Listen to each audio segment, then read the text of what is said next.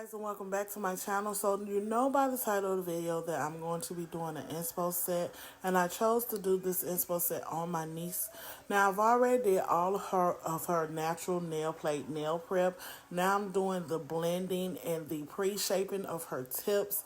Now the file that I'm using is an 8080 Panna nail file. Please make sure if you're using these files, y'all, to season the files before using them, because you do not want to cut a client, especially these 8080 panels, baby. They are sharp, like knife sharp. So please make sure you're seasoning them. That means you're knocking off that excess grit that's on the sides of the file. So that way when you're going in to do the filing for your client, you're pre-shaping, or after you applied your acrylic, you're lowering the risk of you nipping your client.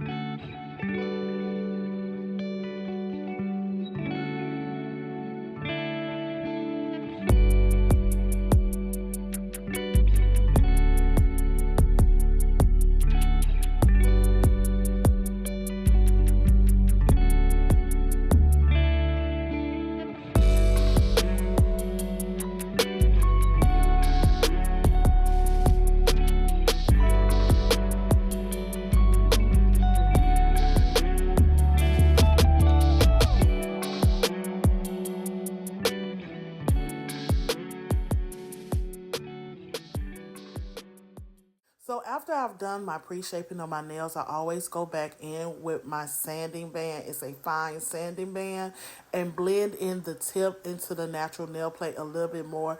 I feel like it gives me a better application lay.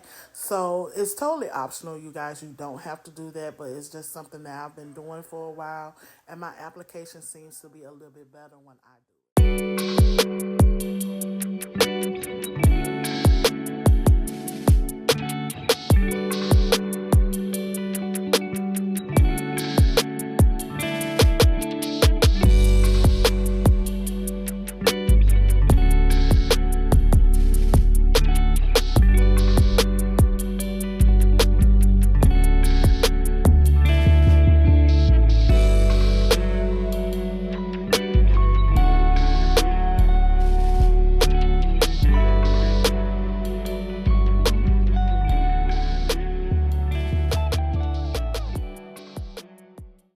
Okay, so once I've done all of my filing with my nails, I always go in with my Mid Secret dehydrator. If you don't have a dehydrator, you can always use alcohol. I prefer to use 91%, but if you can't find 91%, you can use 70%. You're only going to be doing your dehydrator to dry out the natural nail plate a little bit more once you have done all of your filing and remove any of that excess dust. Then you're going to go in with your primer. I am a 2 primer. I always apply one thin coat of primer, and then I go back in and apply another thin coat of primer before I apply my acrylic. That way you can have a better adherence of the acrylic towards the natural nail plate. So yeah, isopropyl alcohol, if you do not have dehydrator, either 91% or the 70% will do to do the same exact thing. You're just drying out the natural nail plate a little bit more before you apply your primer.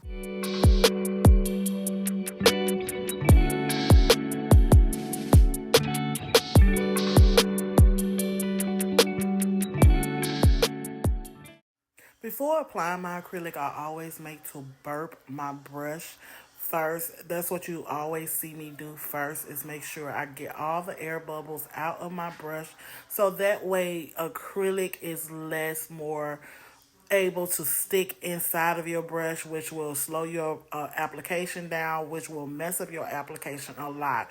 So please make sure to burp your brush first. Now this video is sped up a little bit, so I did take my time when I did do my burping part of my brush. The acrylic that I'm using is from Dynamic Nail Supply. It is the Enchanted Nude. The monomer that I'm using is Mia's Secret. I've always used Mia's Secret. It's either Mia's Secret or Young Nails that I'm always back and forth with. Those are the two monomers that I like using. I feel like they pair well with different acrylics, especially with Dynamic Nail Supply, which is an acrylic that I've been using a lot more lately. Um, Also, the brush that I'm using is a size 12 brush. I can't remember. It isn't a panel brush, but it's another brush that I ordered from off of Amazon. The link for my storefront will be in my description box, you guys. But yeah, basically, when it comes to applying my acrylic, I always try to make sure that I'm taking my time applying my acrylic. This is the part that is so important. Also, when it comes to applying your acrylic, please make sure you are cleaning off your sidewalls. Because when it comes to making sure you keep your shaping, I know a lot of people struggle when it comes to, after you apply your acrylic, your shaping is not what you envision your shaping to be. And 9 times out of 10, it's because once you apply the acrylic, you're not cleaning your sidewalls. So when you're applying the bead, clean off your sidewalls exactly after you apply that bead. You'll see me do that so many times in my videos, where I am applying my bead, getting my bead where I want it to be, and then I'm cleaning the sidewalls of my nail with the body of my brush.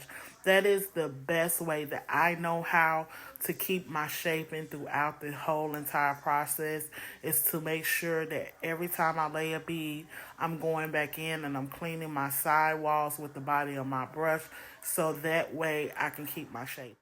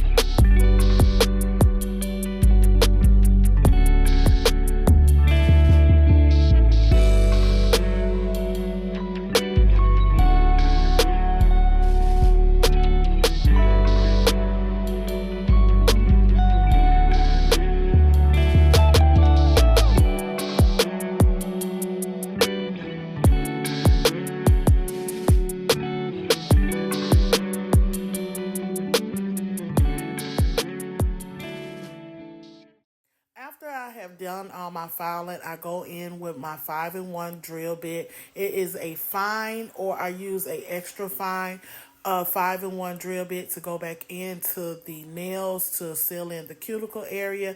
I had two of my subscribers to ask me how I seal in my cuticle area, and this is the drill bit that I use, my 5-in-1. It will also be leaked in my storefront, but I have seen a lot of people use the small sanding band.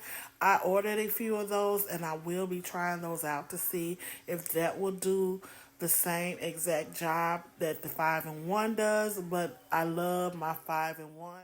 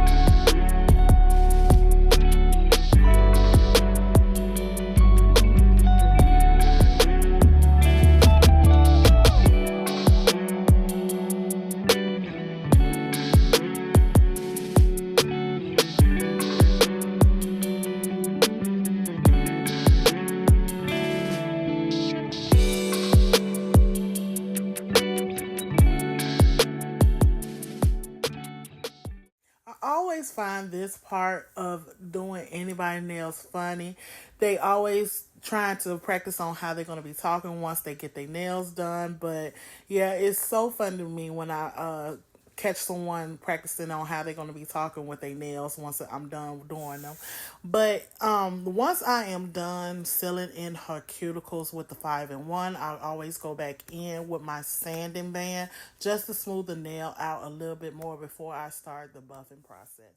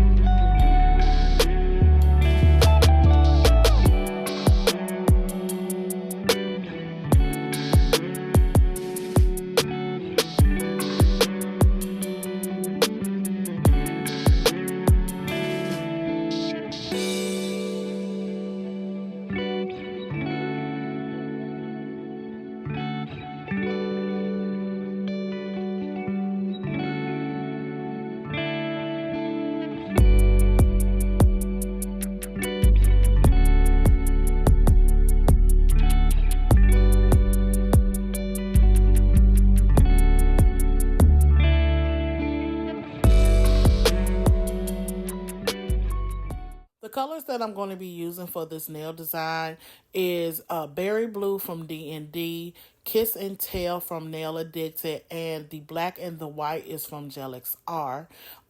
This is an inspo set that she brought to me, my niece brought to me. So for the ring finger, her ring finger, her middle finger, and her thumb, it will be in the berry blue, a solid color of berry blue. I also will be doing French on 2 of her nails, and then I am going to be pulling out my airbrush.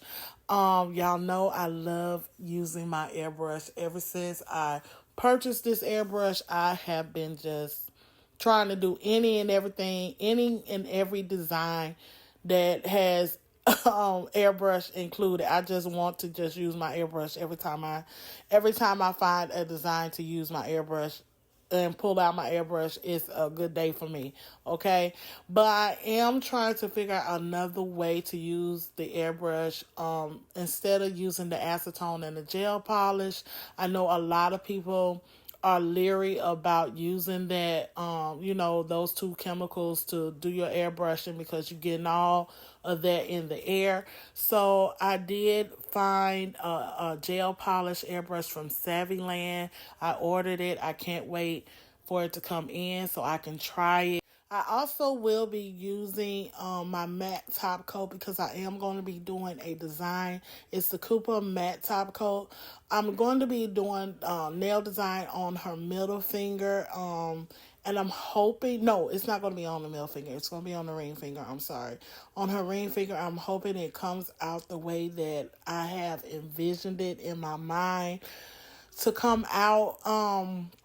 Now, I did kind of watch a couple of videos, watch a couple of videos, and for when it comes to nail art, because I am trying to get more into doing a lot more nail art, but I find my nail art being a little bit on the bulky side sometimes. It's kind of like bumpy. So I watched a few tutorials, and they would use the matte top coat and then go back and, let it cure for the full 60 seconds, and then go back in and apply their regular gel top coat, and their nail art was a lot more smoother. So the matte top coat, from what I was understanding, the matte top coat is supposed to smooth out the nail art a little bit more, and then you can go back in if you choose to go back in with your top coat, and it should be a smoother finished look. So I'm going to be trying this out, and I'm hoping it works out for me. Because I'm still on that fence when it comes to nail art. But I do want to get a lot more into it. I'm sorry. One of the very important parts that I did want to record was applying the chain, because I am going to be applying a chain on this nail design. But I got to talking to my son, and I thought I was recording, and I wasn't recording. But yeah, I apologize for that part of the video where I'm not applying the chain on the nail, but it still came out really, really cute, you guys. Please remember that practice does not make for perfection. Please understand that you need to make sure you're giving yourself grace throughout this nail journey, because it is a difficult journey. But yeah, it's something that's so rewarding at the end, especially as you see your growth, as you see your progress. So yeah, I'll talk to y'all in the next video. I love y'all. Bye.